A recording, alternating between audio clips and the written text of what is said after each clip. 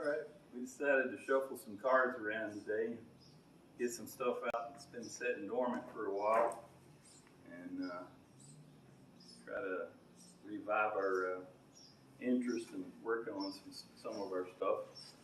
We got this 70 Coronet here. It's been resting here for a while, needs a little attention. Pretty nice car. And then we got the little A100 pickup.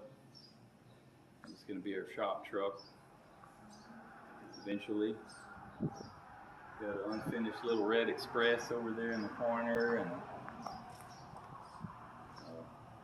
a little 67 Coronet wagon back stuffed over here.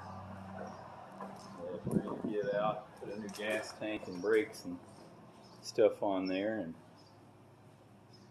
probably end up selling that one, but not with the U-Haul box. And then our old cop car sitting another 70 Coronet over in the corner.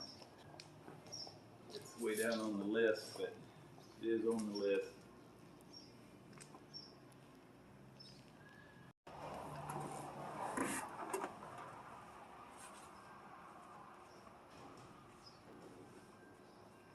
My popo hat.